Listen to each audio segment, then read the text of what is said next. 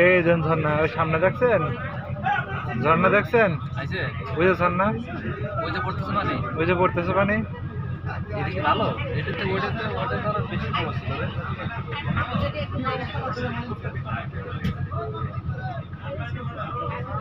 এখান কয়টা ঝর্ণা, এখান কয়টা ঝর্ণা, এটা ঝর্ণা বুঝেন, এখানে কয়েকটা ঝর্ণা আছে। এই যে একটা ঝর্ণা, এই একটা ঝর্ণা, আরে এই পাশে এই একটা ঝর্ণা।